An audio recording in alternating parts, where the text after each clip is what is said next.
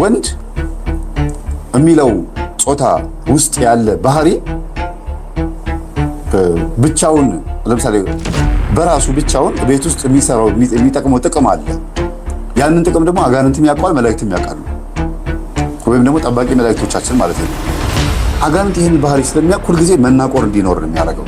ኢቭን ሴት ዛርና ወንድ ዛር መንፈስ እንኳን ባይኖርባቸው ያሉበት ሰዓት ላይ ድሮንስን ያንቺን አለቆሽ ማለት የት እንዳገኙሽ ረሳሽ እንዴ ምናምን ወይም እሷም አላውቅህም አንተ ጓደኛዬ እንደዚህ አልከት ይባባላሉ። ከዛ ለመለያየታቸው ምክንያት ይሆናል። የገመገመችውን ግምገማ የፈተሸችውን መፈተሽ ወይም ደግሞ ያስቀመጠችውን ዶክሜንት በምን ሰዓት ታወጣዋለች? በጸብ ሰዓት። ከዛ ያ በጸብ ሰዓት የመጣው ሐሳብ መለያ ምክንያት ይሆናል። ሰይጣን ያስቀመጠው ፋይል አሁን ተዘረጋ በቃ ብቻ እና ሴት ልጅ ላይ ወንድ ዛር አይነት ጥላ መኖር የምታውቁት ምንድነው? በጣም ትንሽ ሳምንት ሰላም ይገኛል። በጣም ደግሞ ረጅም ጊዜ ደግሞ ጸብ ይኖራል ማለት ነው። ሴት ዛር ወንድ ዛር መንፈስ ካለበት ሩካቤ ላይ ህመም ስሜት ይሰማታል። ለባሏ ጥሩ ስሜት አይኖራትም።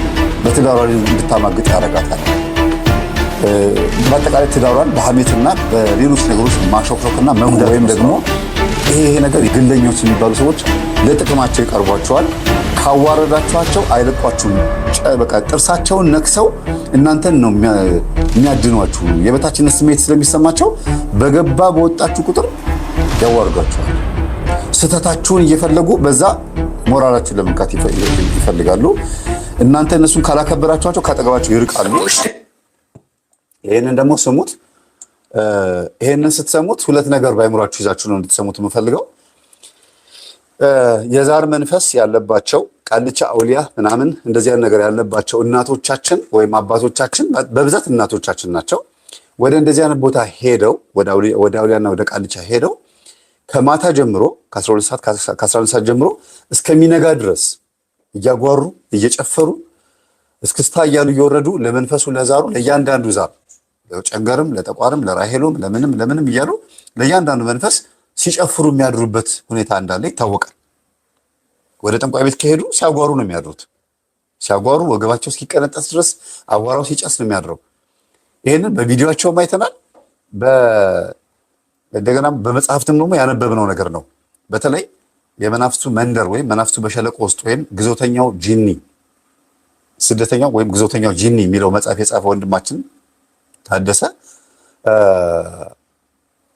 የጻፈው መጽሐፍ ላይ በደንብ ተጠቅሷል ማለት ነውና ሌሊቱን ሙሉ ቀኑ ሙሉ ሲጨፍሩ የሚውሉ አሉ። ሳምንቱን ሙሉ በተለይ ህዳር ወር ላይ አንዳንድ ሀገር ላይ ሰኔ ወር ላይ መስከረም ከመምጣቱ በፊት ነሐሴ ወር አካባቢ ላይ ለማሳደስ ጠንቋይ ቤት የሚያድሩ የሚከርሙ አሉ።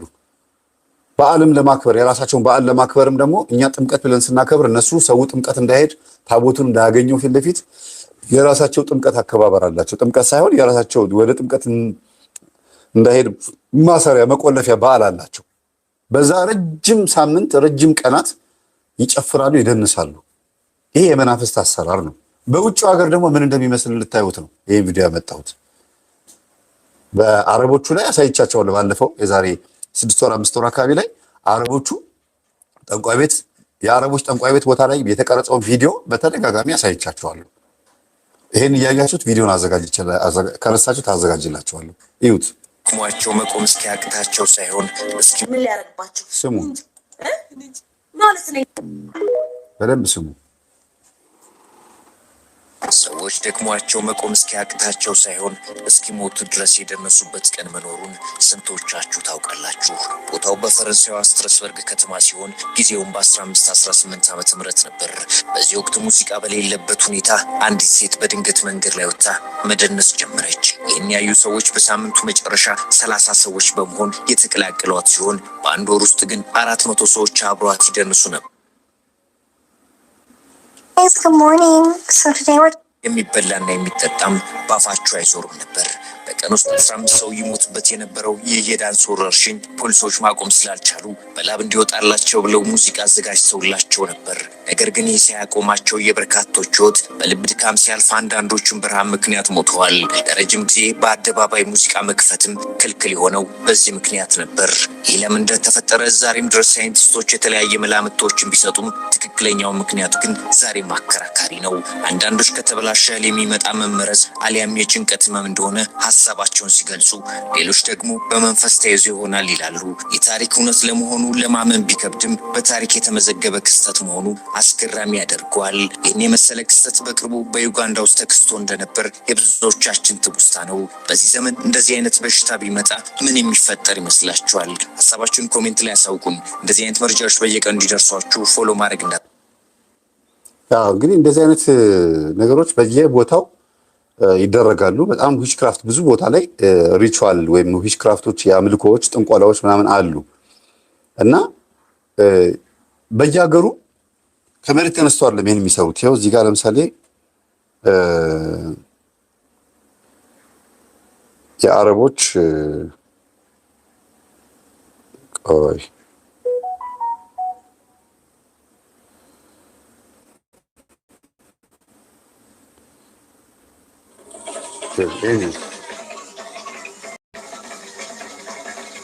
የአፍሪካ ውስጥ ነው ይሄ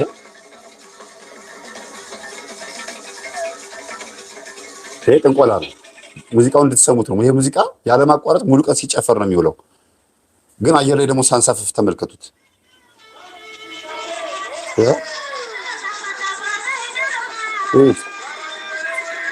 አየር ላይ የተንሳፈፈው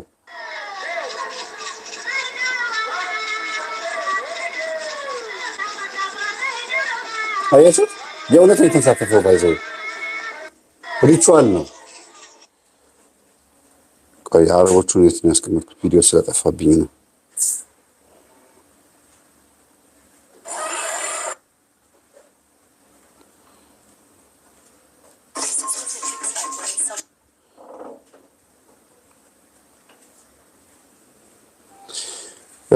እና በእያንዳንዱ አገር ላይ መናፍስትን ለመጥራት የሚጠቀሙባቸው የዘፈን ሲስተሞች አሉ፣ የዘፈን ስታይሎች አሉ፣ ዜማዎች አሏቸው። እና እዚህ ጋርም ደግሞ ያያችሁት በትክክል 15 ቀን ሙሉ ሰው እስኪሞት እየሞተ እየወሰዱ ሲቀብሩ ቢያንስ በቀን 15 ሰው ይሞታል ማለት ቀላል አይደለም አይደል?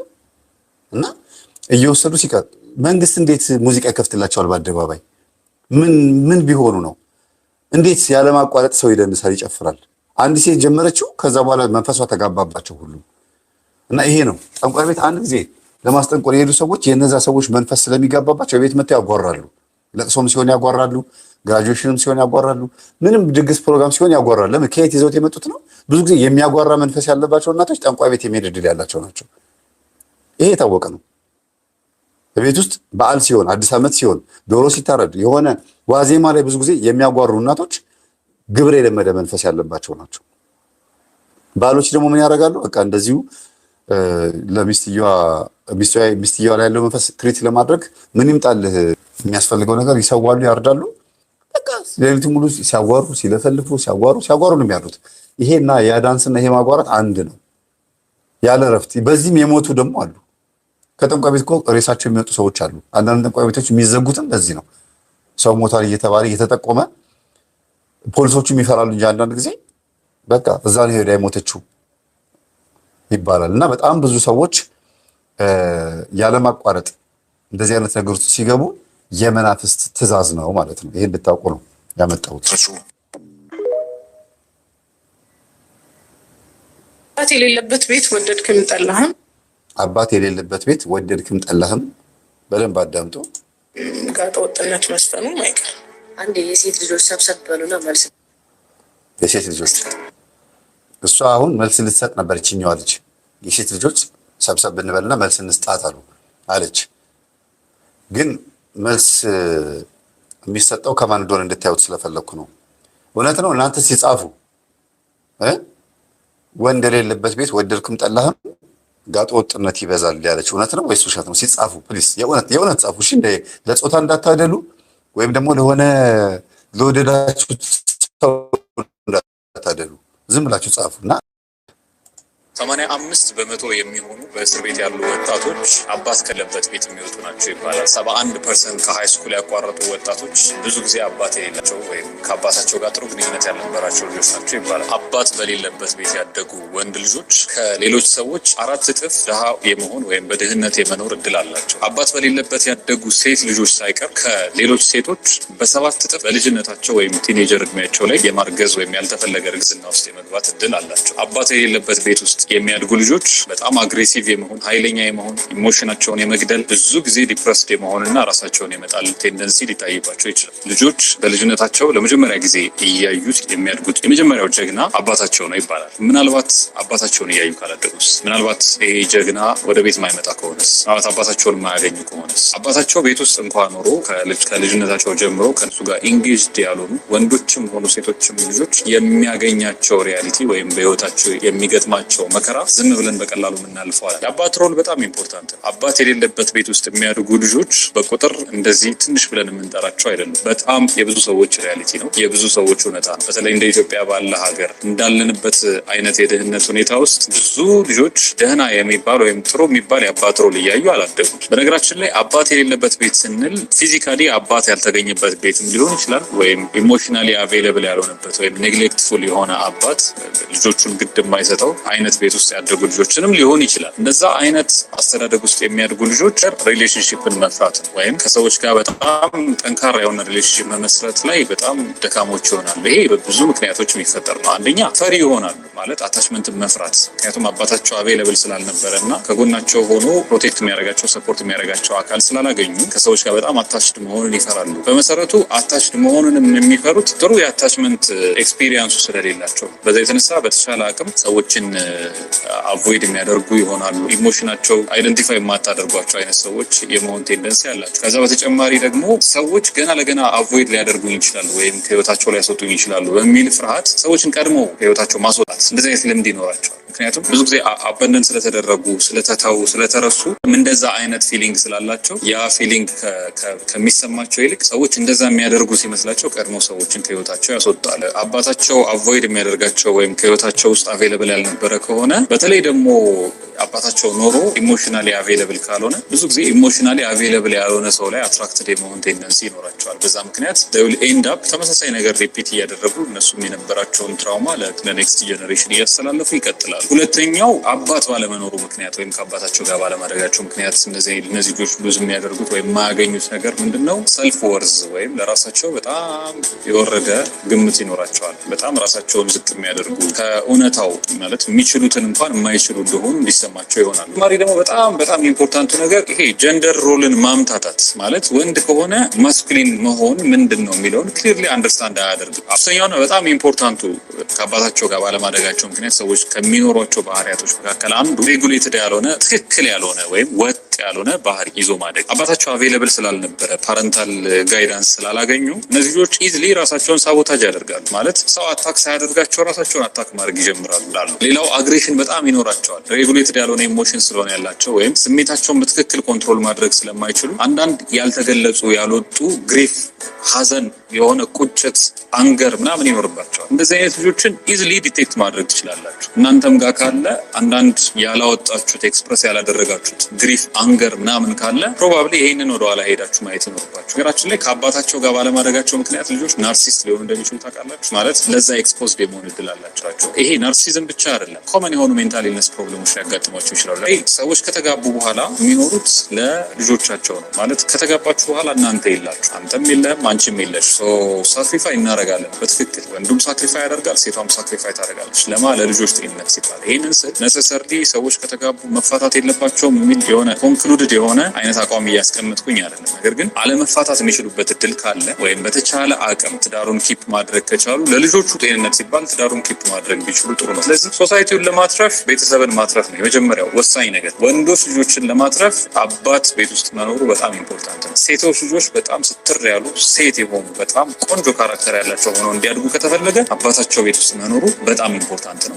ለድርድር የሚቀርብ ነገር አይደለም። ይህን ስንል ደግሞ አባትየው አባት መሆን መቻል አለበት። ወይም ትክክለኛ ልጆቹን የሚቀርጽ ፕሮፐር ማነር ያለው የአባት ካራክተር የሚያሳይ አባት መሆን መቻል አለበት አት ሴም ታይም። ስለዚህ አባት የሆናችሁ ሰዎች ለልጆቻችሁ አባት ለመሆን ሞክሩ። በጣም አስፈላጊውና እዚህ ላይ ማድረግ ያለባችሁ ነገር ቁስሉን መቀበል ነው። በቃ ቆስላችኋል፣ አባት የለም። እኔ እናቴ በጣም በጥሩ ነው ያሳደገችኝ፣ አንዳንድ ኮሜንቶችን ስላየሁኝ ማለት ነው። እናቴ በጣም አሪፍ ነው ያሳደገችኝ፣ እናቴ እንደዚህ ነው። እሱ አይደለም። እናት በጣም አሪፍ ሰው ናት፣ እናት በጣም ጥሩ ሰው ናት፣ ተንከባክባለች፣ ብዙ ነገር አድርጋለች። ግን አባት የለም ቦታው ላይ ቴብሉ ላይ አባት የለም። አባት ባለመኖሩ ምክንያት ቁስሉ የለም ማለት አይደለም። ቁስሉን ማግኘት መቻል አለብን። በነገራችን ላይ እንደዚህ ስል ግን ሁሉም 100 ልጆች አባት ሳይኖራቸው ቢያድጉ 100ም ቁስለኛ ይሆናሉ እያልኩኝ አይደለም። ፎር ሰም ሪዝን የሆኑ ሰዎች ላያገኛቸው ይችላል በተለያየ ምክንያት። ምክንያቱም የአባትን ፊገር ወይ በአያት በኩል ሊያገኙት ይችላሉ፣ ወይ ቤተክርስቲያን አካባቢ አድርገው እዛ አካባቢ ሊያገኙት ይችላሉ፣ የሆነ ነገር ላይ ሊያገኙት ይችላሉ የአባትን ፊገር። ግን ያ የአባት ፊገር የለም ማለት ግን you have to consider the possibility። ቁስሉን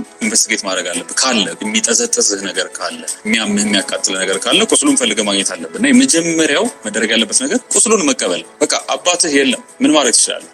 that's the reality። እውነታውን መቀበል። ቆስለሃል። አባትህ ባለመኖሩ ምክንያት የሆነ ነገር ጎሏል፣ ኬዎስ አለ፣ ኢንሴኪዩሪቲ አለ፣ እርግጠኛ አለመሆን አለ፣ ተስፋ ማጣት አለ። እነዚህ ነገሮች አሉ በቃ። ስለዚህ የመጀመሪያው ፕሮሰስ ቁስሉን መቀበል ነው። እንደውም ሩሚ የሚባል አንድ ስነ ጽሁፍ ሰው ምን ይላል? ከፊታችሁ የሚመጣ ትልቅ ብርሃን ያለው ቁስላችሁ ውስጥ ነው እና ቁስሉን ፈልጉት ይላል። ስለዚህ ቁስሉን መፈለግ ብርሃኑን ለማግኘት እንደ መስፈንጠሪያ ይሆናችኋል። በጣም አሪፍ ነገር ነው የተናገረው ነው ወንድማችን። በግብረ ሰዶምና በሌዝቢያን ጉዳይ ላይ መልስ እየሰጠ ያለ ወንድማችን ነው። በጣም ፌሚኒስቶችን እና ሌዝቢያኖችን ግብረ ሰዶምነትን እየተዋጋ ያለ አንቲ የሆኑባቸውን የመጣውን በጣም ደስ የሚል አመለካከት ያለው ልጅ ነው። በጣም ጥሩ ሀሳብ የተናገረው ግን አባት ሲል ወንድ ትልቅ ሰው ማለት ጭምር ነው የሚለውን ያዘው። እሺ እዚህ ጋር ጽሁፍ እያየው ስለሆነ ነው። ዘመድ ጋር የምናድግስ ምናምን የምትሉ ሰዎች አላችሁ። አባት ሳይኖር ታላቅ ወንድም ካለ ታላቅ ወንድም ማለትም ነው። ዘመድም ካለ አጎት፣ አክስት፣ ማነው አጎት፣ ሌላም ደግሞ ዘመድ ካለ እሱን ማለትም ነው። ግን እንዳ የአባትን ቦታ ሪፕሬዘንት ያደርጋል ማለት ሳይሆን የወንድነትን ቦታ ቢያንስ እንኳን የሚቆጣ ለምሳሌ አምሽታ ስትመጣ ማታጠና ከሆነ የሴትነት ባህሪዋ በጣም ማለት ይሄ ቤት ነው ወንድ ባለመኖሩ ልትቀብጥ ስትሞክር ብሎ የሚቆጣ የሚያግራት ወንድ ቤቱ እንዲሸት ወንድነት ሲባል ጀግንነት ማለት አይደለም። የወንድን ባህሪ ይኸውላችሁ፣ ወንድ ሲባል ኃይለኝነት፣ ጀግንነት ምናምን ከሚለው ጋር እንዳታያይዙት። ሌላ ጾታ ብላችሁ ሰሩት፣ ሌላ ማንነት። ሴቶች ከበዙ ሴትነት ብቻ ነው የሚገነው እዛ። የሴት ሮል ብቻ ነው የሚኖረው። ወንድ ካለ ግን የወንድን ጾታ ደግሞ እንድታቂ ያረጋታል። ወንድን ባህሪ ፍቅረኛም ብትይዝ ለወደፊቱ መምህራኖቿን ራሱ እንድትረዳ፣ ዶክተሮች እንድትረዳ፣ በጣም በብዙ ቦታዎች ላይ ሄዳ ያ ነገር እንድትረዳ ያረጋታል ማለት ነው። ቤት ውስጥ ወንድ ካለ እና አባት ሲባል እንጀራ አባትም ማለት ነው። አባት ሲባል ምናልባት ቤት ውስጥ በተደጋጋሚ የሚመጣ የጎረቤት ሰው ሊሆን ይችላል የሚመጣ ያንንም ማለት ሊሆን ይችላል። እና ግን አባት የሚለው ላይ ትኩረት ያደረገው መሆን ያለበት ያ ስለሆነ ነው። ሌላው ትኩረት እንዲደረግ የምፈልገው መፋታት የለባቸውም። ቢቻል ለልጆቹ ጤንነትና ለአስተዳደጋቸው ለአእምሯቸው ሲባል ጸባችሁን፣ ኢጓችሁን ወይም ደግሞ እናንተ ጋር ያለውን ይሄ የናርሲሲስትነት ባህሪ ሚስት ላይ በተለይ ሴቶች ላይ የሚበዛው ይሄ ነገር ይሄ የበታችነት ስሜት አይሎባት መፋታት ፈልጋለሁ እንደዚህ ልባል አይገባም ምናምን ብላ በተለይ አሁን በትምህርት ደረጃ ውስጥ ያሉ በዩኒቨርሲቲ የተማሩ ጥሩ ስራ ያላቸው ጥሩ ደሞዝ ያላቸው ሴቶች ሚስቶች አጠቃላይ ማለት የቤት እመቤቶች ለፍቺ በጣም ቅርብ ናቸው ይባላል። ለምን ተነካው አይነት ነገር ድንፍት ብሎ ስለሚወጡ መብቷን ስላስከበረች አይደለም ትዳሯ የሚጸናው፣ ወይም ደግሞ መብቷን ስላስከበረች አይደለም ጀግና የምትባለው። ታግሳ የእናቶቻችንን ባህሪ ስለቀላቀለችም ጭምር ነው ጀግና የምትባለው። እና ይሄ ግን እንዳይሆን ማን ነው ሲከላከል የኖረው ነው? ልጆች እንደዚህ አይነት ባህሪ እንዲኖራቸው አባት የሌለበት ቤት ውስጥ ሴቶች ምን አይነት ባህሪ እንደሚኖራቸው ወንዶችም አባት የሌለበት ቤት ውስጥ ሲያድጉ ምን አይነት ባህሪ እንደሚኖራቸው ስለሚያውቅ ቀድሞ አባትን ወይ ያፋታል፣ ያባረራል፣ ወይ ደግሞ ይገላል፣ ወይ ደግሞ ያሳምማል። ብቻ ልጆች ያለ አባት እንዲያድጉ በእናት እጅ ላይ እንዲያድጉ የማድረግ ኃይል ይኖረዋል። ማን ያው ይገባቸዋል አይደለም? ስለዚህ ትዳርን የሚያፋታው መንፈስ ሚስት ላይ ሆኖ የሚያፋታ ማለት ባል ላይ ሆኖ የሚያፋታ ባልየው ላይ የሴት ዛር አይነ ጥላ ካለች እሱን የምትወደው ማለት ነው። ሴት ዛር አይነ ጥላ ሁለት አይነት ናቸው። አንደኛ አብራ የተወለደች ዛር አይነ ጥላ ከሆነች፣ ሁለተኛ ከተወለደ በኋላ ደግሞ በቡዳም የገባች በህፃንነቱ ወይም ደግሞ ካደገም በኋላ ቆንጆ ስለሆነ አሪፍ ወንዳ ወንድ ስለሆነ የዝሙት መንፈስ ያደረበት መስተፋቅር አድሮበትም ከሆነ ወይም መስተፋቅር ተልኮበትም ከሆነ ብቻ ከሴቶች የተላከበት መንፈስ ከእናቱም የመጣ መንፈስ ሴት ዛር አይነ ጥላ ትባላለች። ወይም ሴት ዛር መንፈስ ወይም ሴት መንፈስ ትባላለች። ሴት ጾታን የምታላብሰው ሴትነትን የምታብዛበት ወይም 80 እና 90% ሴታዊ ባህሪው እንዲያይል የምታረግ መንፈስ ካለችበት ሚስት እንዲያገባ አትፈልግም። በአጠቃላይ ሚስት ካገባም ደግሞ የሚወልዳቸው ልጆች እንዲቀጠቅጣቸው፣ እንዲመታቸው፣ እንዲጨቁናቸው፣ እንዳያከብራቸው ታደርጋለች። እላዩ ላይ ሆና ሚስቱንም ልክ እንደዛው በመጥፎ ነገር እንዲመለከታት፣ በጥርጣሬ አይን እንዲያያት፣ ያፈቀራት መስሎ እንዲቀና በማድረግ ጥቃት እንዲደርስበት በማድረግ የሆነ ብዙ ነገሮች በማድረግ ሴት ዛር አይነ ጥላ እሱ ላይ ካለች ሚስቱ ላይ እንደዛ ያደረገች ትዳሩ ሰላም እንዳይኖረው ታደርጋለች። ወንድማችን ያየበት መንገድ ኖርማል ነው። እኔ ደግሞ የመናፍስቱን መንገድ አይቼ ነው ወደዚህ ልጆች ያላባት እንዲያድጉ የሚያደርግበት ሲስተም መነግራችሁ። ሚስት ላይ ደግሞ ወንድ ዛር አይነ ጥላ ወይም ወንድ መስተፋቅር መንፈስ ወይ ወንድ የሆነ ከወንዶች የመጣባት መንፈስ ካለ ከአባቷም የመጣ ካለ ከወንድሞቿም የመጣ ከአይን ይመጣል እኮ አንዳንዴ ቆንጆ ቅርጽ ካላት ምናምን ከዘመድም ከምንም ይገባል። እቺ ልጅ አደገች እኮ ምናምን እያለ ይገባል መንፈሱ። ዘማዊ ከሆነ የዝሙት መንፈስ የሚገባበት ከሰፈር ሰው፣ ከጎረቤት፣ ከትምህርት ቤት፣ ከመምህራን፣ ካደገችበት ማህበረሰብ የዝሙት መንፈስ ከሰዎች ይገባባታል። የገባባት ከወንዶች የመጣ መንፈስ ስለሆነ የወንዶች ባህሪ ስላለው የምትይዛቸውን ፍቅረኞችና ባሎቿን አይወድም ወይም ባሏን አይወድም። የቀረበቻቸውን ወንዶች በሙሉ ያሸሻል። የትኛው መጀመሪያ የገባባት ሚስቴ ናት ብሎ የሚያስበው መንፈስ ከዛ በኋላ የሚገቡት ሰራዊት ናቸው። ግቡ ብሎ ሰራዊት ነው የሚያደርጋቸው።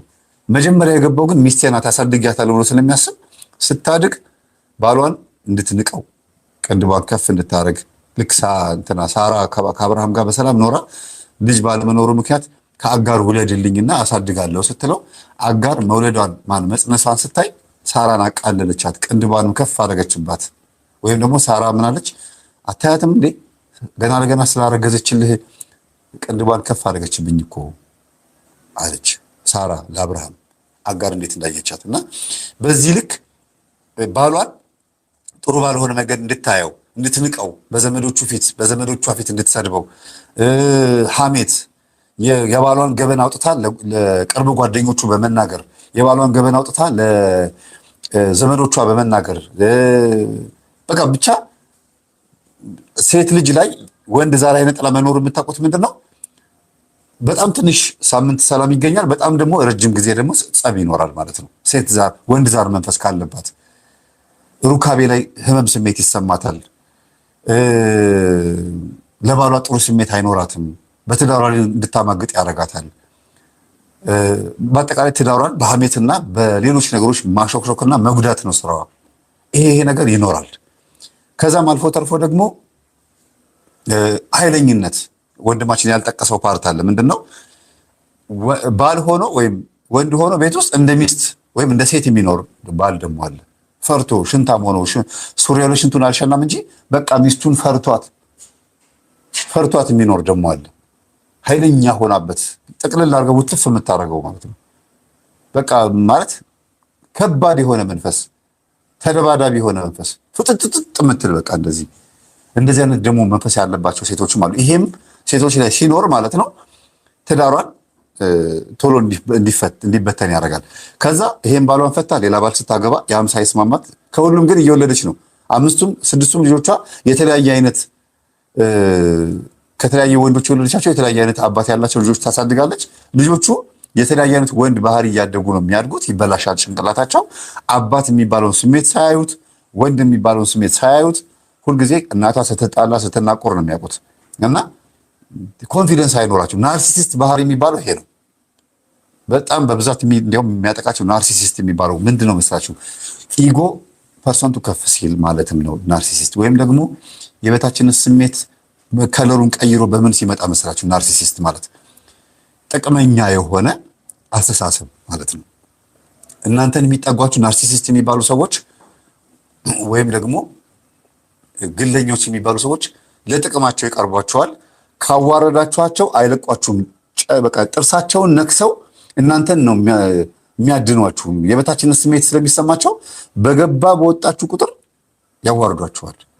ስህተታችሁን እየፈለጉ በዛ ሞራላችሁን ለመንካት ይፈልጋሉ። እናንተ እነሱን ካላከበራችኋቸው ካጠገባቸው ይርቃሉ። ካሸረገዳችሁላቸው በእናንተ ሞራል ላይ ተነሳስተው ተረማምደው ባሪያ ሊያደርጓችሁ ነው የሚፈልጉት። ናርሲሲስት እንደዚህ አይነት ባህሪዎችን ነው የሚያጠቃለው። እና ቤት ውስጥ የመከበር ስሜት ከእናቱም ከአባቱም የመከበር ስሜት ያጣ ልጅ ወይም ያጣች ሴት ይሄ ባህሪ ያድርባታል። መዋረድ፣ መሰደብ፣ መመታት፣ መደብደብ፣ መጓጠጥ የከቧት ያደገች ሴት ልጅ ይሄ ነው የሚያጋጥማት። ስታድግ በቃ ይሄንን ከራሷ ማምጣት ትፈልጋለች፣ በዙሪያ ካሉ ሰዎች ማምጣት ትፈልጋለች እና ልጆችንም ይጎዳል ነው። ይሄ መንፈስ ግን ከባድ መንፈስ፣ የትዕቢት መንፈስ ነው። ከልጆቹ ላይ መጥቶ ያደረውን እና ሚስትየዋ ላይ ያለው መንፈስ ነው የሚመጣው፣ እናታቸው ላይ ያለው። ለምን ስትሉ ሁሉንም ባሎቿን የምትቀያየረው ወይም ከባሏ ጋር የምትጣላውና የምትናቆረው ሁልጊዜ ችግር፣ ድብድብ የሚመጣው ትህትና ባለመኖሩ ነው። ሴትነቷን ቅድም ወንድማችን እንደተናገረው ባል ካለ ወይም ወንድ ወይም አባት ካለ ሴት ሆና ታድጋለች። ጨምላቃም አትሆንም። የሚቆነጥጣት ባለመኖሩም ብዙም ያን ያክል እንትን አትልም። ወንድ የሚለውን ስሜት አይታ ከአባቷ ቆንጥጧት ገርፏትም ሊሆን ይችላል፣ ተቆጥቷትም ሊሆን ይችላል፣ ፍቅር ሰጥቷትም ሊሆን ይችላል። ሲያሳድጋት እንግዲህ እንደዚህ አይነት አስተዳደግ ያለበት ቤተሰብ ውስጥ ካላችሁ ነው። ሲያሳድጋት ፍቅረኛም ስትይዝ ለፍቅረኛዋ ከማን ትማራለች? ከአባቷ ነው መጀመሪያ የምትማረው፣ ከታላቅ ወንድሟ ነው የምትማረው። ቤት ውስጥ ካለ ወንድ ከሚባለው ባህሪ አባቴም እኮ ከእናቴ ጋር እንደዚህ ይጣላ ነበር፣ አባቴም ከእናቴ ጋር እንደዚህ ያደርግ ነበር እያለች የአባቷን እንደ ኤግዛምፕል አድርጋ ወደ ፍቅረኛዋ ነው ይዛ የምትሄደው ማለት ነው። እና ይሄንን ደግሞ መጥፎ ከሆነ የሚያስተምራት መጥፎውን ነገር ይዛ ነው የምትሄደው ማለት ነው። ግን የእናቷ ባህሪ ደግሞ ወርሳ እሷም ልክ እንደዛ ወንዶች የምትቀያየር ሴት ደግሞ ወዳ አይደለም ከእናት ከአባት የመጣ ዛር መንፈስ ካለ እንደዛው ነው የሚያደርጋት። እሷንም እኔም እንደ እናቴ ልሆን ነው እንደ ይላሉ እኮ አንዳንዶቹ። እኔ እኮ በቃ በአንድ መርጋት አቃተኝ እንኳንም ሳላገባ ሆነ እንጂ አግብቼ ቢሆን ኖሮ እስካሁን ድረስ 7 አገባ ነበር ያለችኛለች። እንዴት አልኳት? 7 ፍቅረኛ ቀያይሬ ያሏቸው። ኧረ ትንሽ ነው ያንቺ አልኳት። ከምሰማው አንጻር ትንሽ ነው ያንቺ አልኳት። መምህር ኧረ ከአንድ በላይ እኮ ኃጢአት ነው። አዎ እንዴት 7 ሄድሽ? እኔ አላቅም እንዴት እንደሄድኩ አላቅም፣ ብቻ 7 ፍቅረኛ ነበረኝ አለች። 7 ፍቅረኛ ሳይሆን አንድ ፍቅረኛ 6 ወንዶችን ቀርቤ ነበር የሚባለው። ፍቅረኛ የሚባለው የመጀመሪያ ነው። ከዛ በኋላ የምትቀርቧቸው ለትዳር ከሆነ እጮኛ አይደል? ከዛ በኋላ ደግሞ ባል ነው የሚባለው እንጂ ፍቅረኛ የመጀመሪያ ነው ሁልጊዜ። እና ወደ ቁም ነገሩ ስንመጣ ወንድ የሚለው ጾታ ውስጥ ያለ ባህሪ ብቻውን ለምሳሌ በራሱ ብቻውን ቤት ውስጥ የሚሰራው የሚጠቅመው ጥቅም አለ። ያንን ጥቅም ደግሞ አጋንንትም ያውቀዋል፣ መላእክትም ያውቃሉ። ወይም ደግሞ ጠባቂ መላእክቶቻችን ማለት ነው። አጋንንት ይህን ባህሪ ስለሚያውቅ ሁልጊዜ መናቆር እንዲኖር ነው የሚያደርገው። ኢቭን ሴት ዛርና ወንድ ዛር መንፈስ እንኳ ባይኖርባቸው መተት እንኳ ከተላከባቸው ይህን ነገር ማድረግ ይችላል። አለያያቸው ተብሎ በጣም ፍቅር ያላቸውን ይጣላሉ ተብሎ የማይታሰቡ ቀን ስታዩት የባሏን ሸሚዝ አርጋ ሽንኩርት ትከትፍ የነበረች በየመንገዱ ወገብ ለወገብ ተያይዘው የተላላሱ ሲሄዱ የነበሩ ድንገት ተለያዩ ሲባሉ ስትሰማላችሁ። መተት ነው።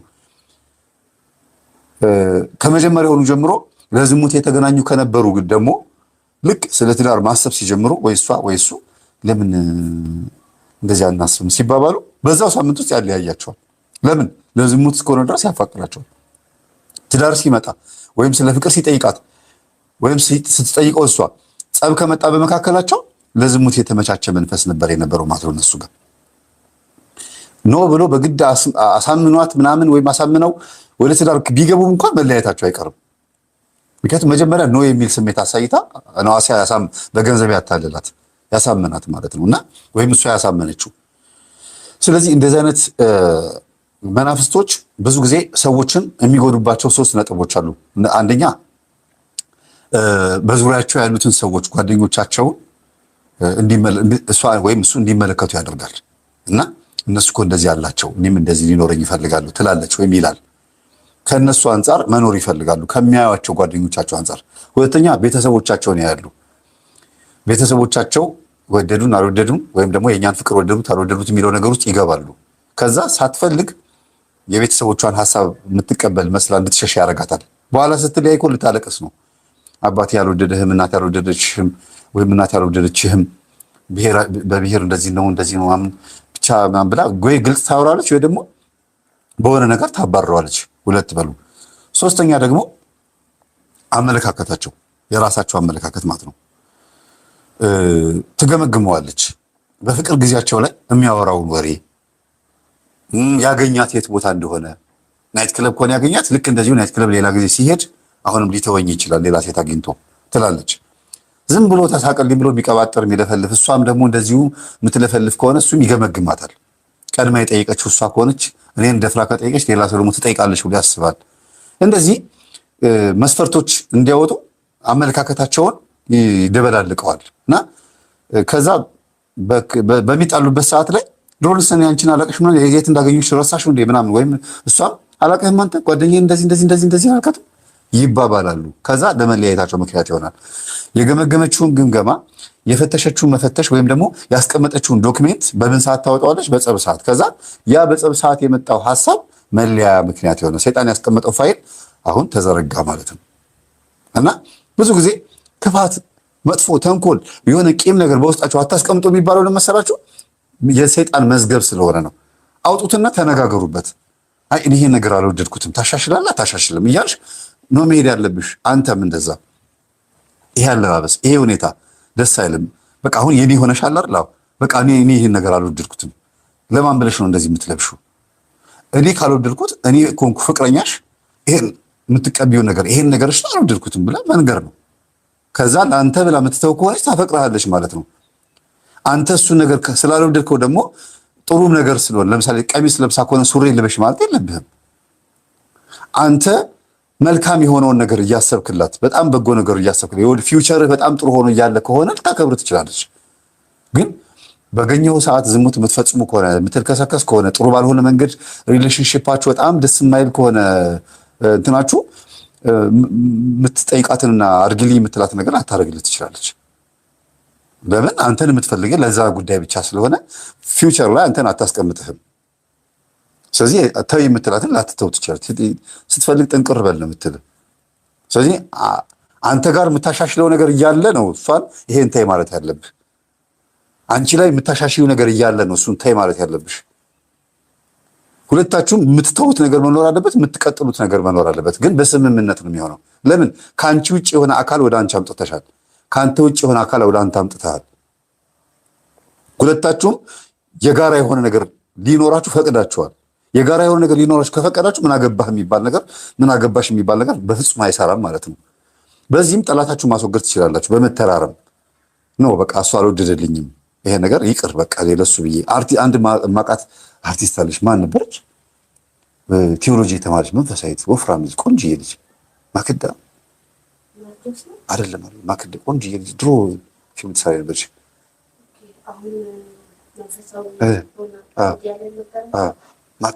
ማክዳ ነች አይደል? በጣም በቃ እሷና ሸዊት ሰይፉ ላይ ቀርባ የሰጠችው ኢንተርቪው በጣም ነው የሚገርመው። በቃ ባል ያልወደደውም ትቼዋለሁ ነው ያለችው። ስነ ስርዓት ማለት ይሄ ነው ይላችሁ። ባል ንጉስ ስለሆነ ወይም ኃይለኛ ስለሆነ አይደለም፣ በቃ የልጆቹ አባት ስለሆነ እና በቃ የምታከብረው የልጁ በቃ ምርጥ ሰው ስለሆነ ሰነፍም ቢሆን ይላችሁ ገንዘብ የማይሰጥም ቢሆን ምንም ቢሆን በቃ የልጆችሽ አባት ስለሆነ ልታከብረው ይገባል። ሰክሮ የሚንገዳገድም ቢሆን ወዶ አይደለም። አንተ ሚስትህ ልክ እንደዛው ነው። ነጭናጫም ቁጡም ብትሆን ኃይለኛም ብትሆን ነገረኛም ብትሆን ምንም ብትሆን ሚስትህ ናት። ከዛስ ምን ታደርጋለህ?